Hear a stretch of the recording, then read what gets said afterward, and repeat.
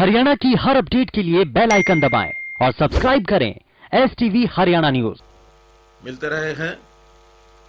आज भी मैं कोरोना के विषय को लेकर अन्य कुछ बातों पर भी आपके सामने अपने विचार रख रहा हूं। कोरोना के संबंध में तो हमको मालूम है कि लगभग 40 दिन का कार्यकाल हो चुका है और बखूबी हरियाणा का बच्चा हर नागरिक, एडमिनिस्ट्रेशन के सब लोग, हमारे कोरोना वॉरियर्स, वॉलंटियर्स, समाज सेवी संस्थाएं, किसान, मजदूर, सब लोग इस काम में कोरोना से लड़ाई लड़ रहे हैं। इसी बीच में कुछ अन्य गतिविधियों को लेकर के भी समय समय पर हम अपनी बातचीत रखते रहे हैं। आज एक बहुत महत्वपूर्ण चर्चा करना चाहूंगा। हम लोग जानते हैं कि चाहे हमारा प्रदेश हो, चाहे अन्य कई प्रदेश पानी के संकट से जूझ रहे हैं। हम अपने प्रदेश की बात करें तो पानी निरंतर घटता चला जा रहा है। खास करके जमीन का जो पानी है उसका लेवल कम होता जा रहा है और जब हम ध्यान करते हैं तो पानी का उपयोग भी हम कुछ कम सोच समझ करके करते हैं। सोचे समझे बिना पानी का ज्यादा उपयोग करना इस समस्या को और आगे बढ़ा रहा है। कुछ इलाका हरियाणा में ऐसा है जिसको हम डार्क जोन कहने लग गए हैं। वहां का पानी का लेवल पिछले 20 वर्षों में निरंतर नीचे जाता जा रहा है।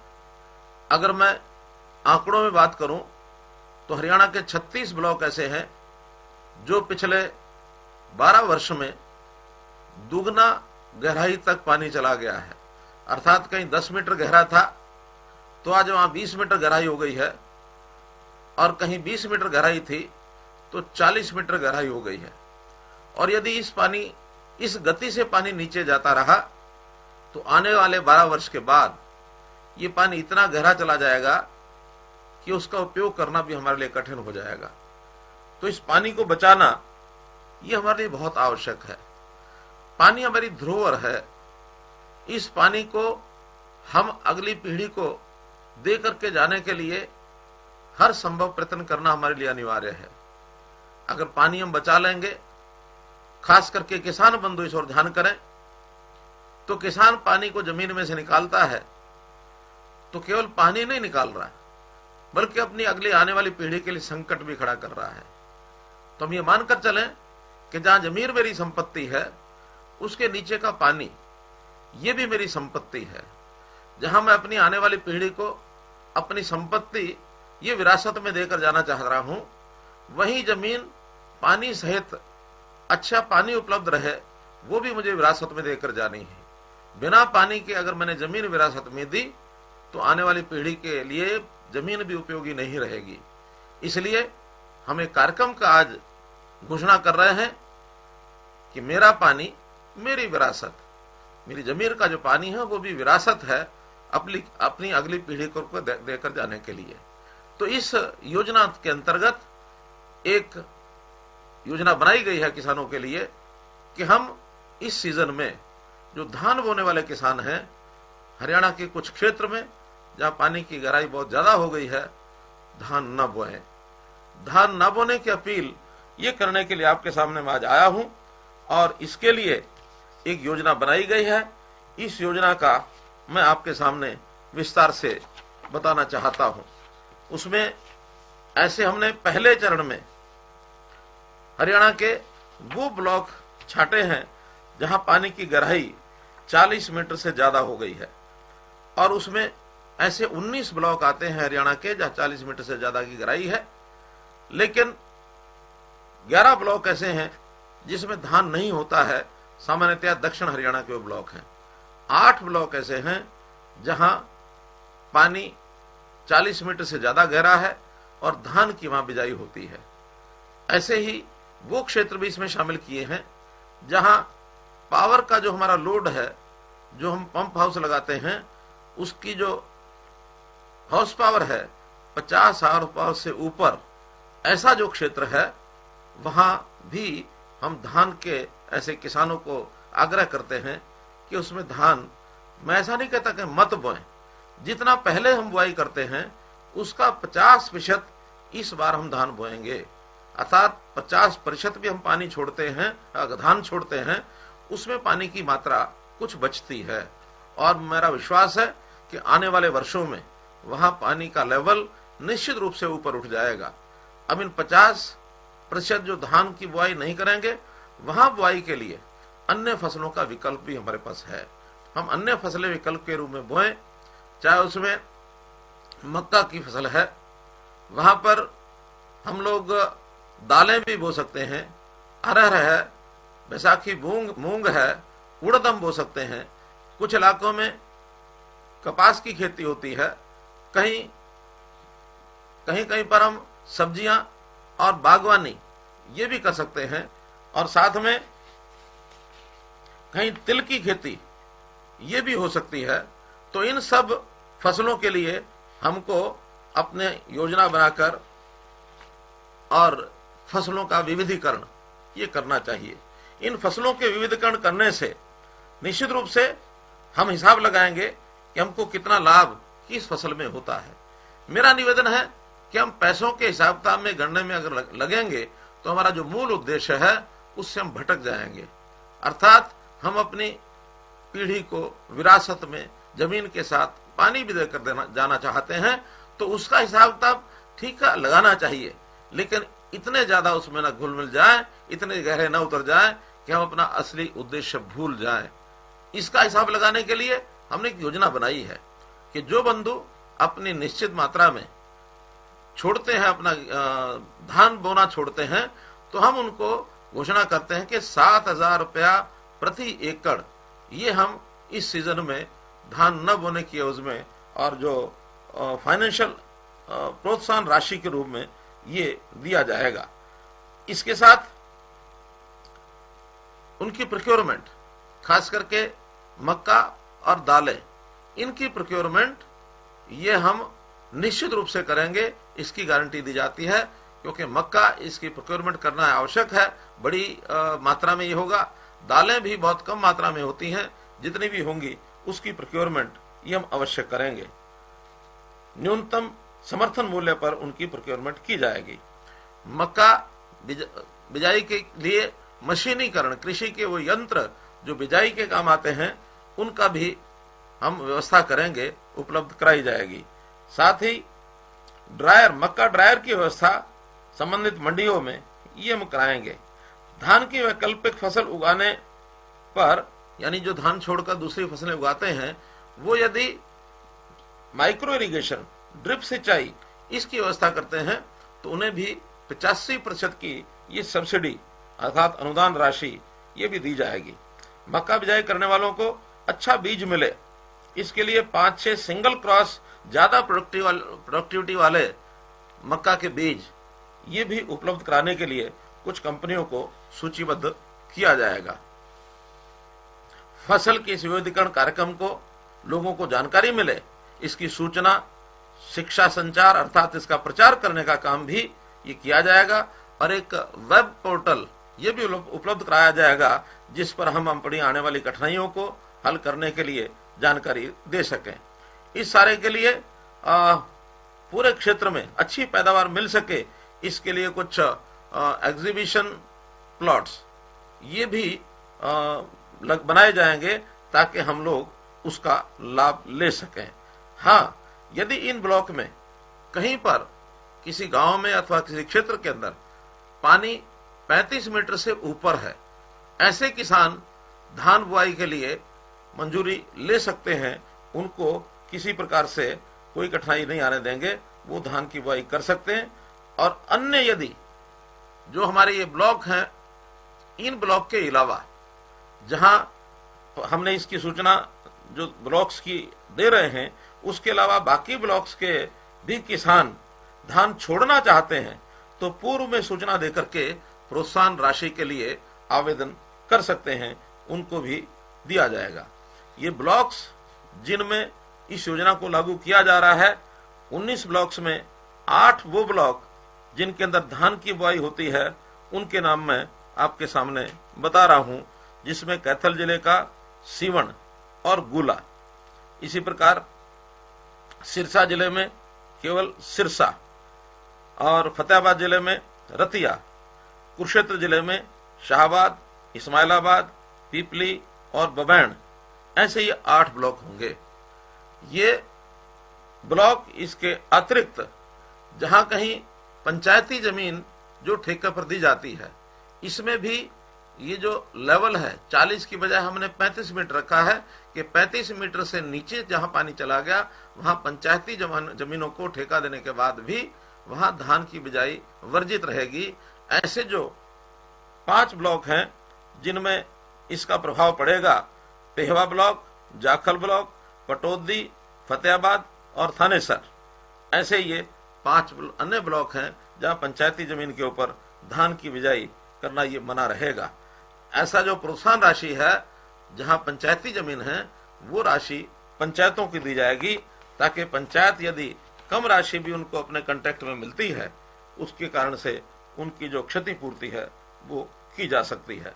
मित्रों, मैं पुनः इस बात को उसी प्रकार से रखूंगा कि ये योजना केवल इसलिए बनाई जा रही है कि हम आने वाली पीढ़ी को पानी जो है भरपूर मात्रा में छोड़ करके जाएं, अन्यथा पीढ़ी हमें आने वाली पीढ़ी भविष्य में वो निश्चित रूप से हमको कोसेगी कि पानी जो हमारे लिए छोड़कर नहीं गए। मेरा मानना है वास्तव में तो ये योजना 20 वर्ष पहले, 15 वर्ष पहले शुरू की जानी चाहिए थी, लेकिन किन्हीं भी कारणों से अगर नहीं शुरू हुई है तो भी अब हम इसको शुरू करें।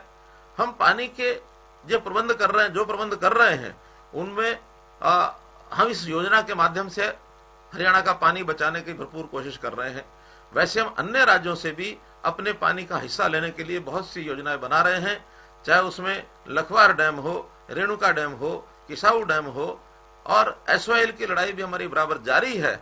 इस अन्य प्रदेशों से पानी लेने की इस प्रक्रिया को हम और आगे बढ़ाएंगे, ताकि हमारा किसान जो भी कोई कठिनाई है उसमें, उस दक्षिण हरियाणा का खास करके किसान उसमें और अधिक पानी प्राप्त करके और अपनी खेती को और कर सके। पीने का पानी अथवा उद्योग के लिए पानी, इसकी भी कमी न आए, इसके लिए भी हम लगातार चिंतित हैं। इस नाते से मेरी अपील है कि आप धान का मोह छोड़कर और यदि अन्य फसलों को उगाएंगे और उसमें इस उद्देश्य की पूर्ति करेंगे तो एक बहुत बड़ा एक योग्य सफल ये काम होगा। पिछले साल हमने इस योजना की घोषणा की थी, प्रधानमंत्री जी ने स्वयं इसकी प्रशंसा की थी, और मैं मानता हूं कि प्रधानमंत्री जी के बहुत दिल के निकट ये विषय है कि हम किस प्रकार से पानी बचाएं। बहुत सी अन्य योजनाएं केंद्र सरकार की ओर से भी जारी की गई हैं, तो उसी में एक इस योजना का लाभ हमको लेना चाहिए और देश में अपना काम ये बढ़ाना चाहिए आगे। एक अन्य विषय जो आजकल पिछली बार भी मैंने कहा था, प्रोक्योरमेंट है। उस प्रोक्योरमेंट में बहुत अच्छा काम पूरे क्षेत्र में चल रहा है। 1800 गेहूं की मंडियां और लगभग 200 से ऊपर सरसों की मंडियां, उनमें सफलतापूर्वक प्रोक्योरमेंट हो रही है। इस समय तक 4.5 लाख मीट्रिक टन से अधिक सरसों की आवक हो चुकी है और लगभग 50 लाख टन से ऊपर गेहूं की आवक हो चुकी है। सरसों की फसल बिक्री के एवज में 800 करोड़ रुपया किसानों के खातों में ये जा चुका है, और इसी प्रकार गेहूं के लिए भी 820 करोड़ रुपया हमने भिजवा दिए हैं। ये राशि रिलीज हो गई है, बहुत जल्दी 1 या 2 दिन के अंदर किसानों के खातों में चली जाएगी। इसमें एक विषय, कोरोना की आपदा की लड़ाई के समय सारा समाज इसके अंदर जुटा है, हमारे किसान मजदूर भी इसमें जुटे हैं। एक जो बात मुझे आपसे ध्यान करानी है, खास करके किसान भाइयों से, हम लोग इस कोरोना के आपदा के समय अगर ध्यान करेंगे तो इस समय पूरी सेवाएं, चाहे बड़ी बड़ी सेवाएं हैं चाहे छोटी सेवाएं हैं, वो प्राय उनका रोजगार लोगों का समाप्त हो गया है। जो औद्योगिक इकाइयां हैं वो भी पिछले दिनों में बंद हो गई थी, दोबारा से उनको चलाने के लिए अभी प्रयत्न किए जा रहे हैं। और उन दोनों के मुकाबले में यदि हमारा कृषि क्षेत्र, हमारा किसान बंधु है, अपेक्षाकृत सुरक्षित है, और इस सुरक्षा के कारण से हमारे ऊपर एक बहुत बड़ी जिम्मेवारी आती है कि हम सारे समाज को, पूरे प्रदेश को आगे बढ़ाने में अपना सहयोग करें, सबको साथ लेकर के चलें। निश्चित रूप से इस भविष्य में किसान का बहुत बड़ा एक दायित्व ये हमारे कंधों पर है, तो उस दायित्व को संभाल करके हम चलें और अपने इस पूरे योगदान में हम लोग आगे रहें, समाज की सेवा करना न भूलें, ये भी हमारे ऊपर एक जिम्मेवारी, एक दायित्व आता है।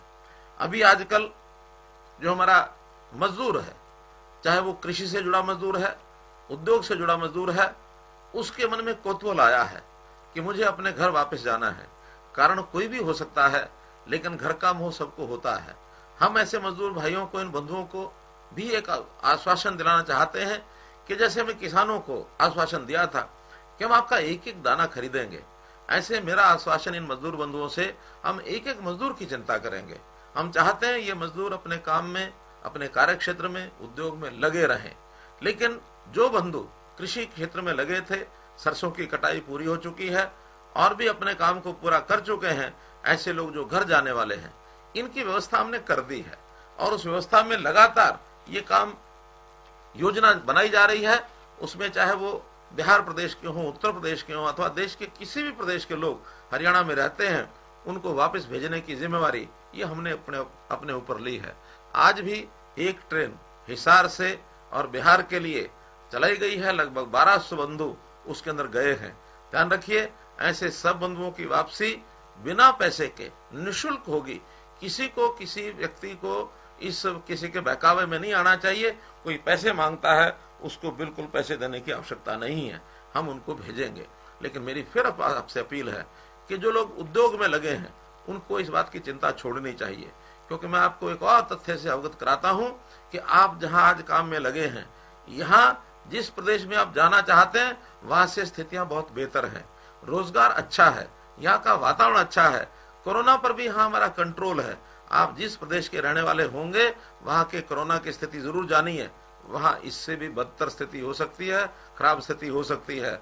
आप जिस समय में ये सब निर्णय लेने की एक प्रकार से विचार आया है, उस निर्णय को पुनः सोचिए कि हम उद्योग के नाते से यहाँ अगर 10 दिन उद्योग नहीं भी मिलता है तो भी यहीं रहना ज्यादा अच्छा रहेगा।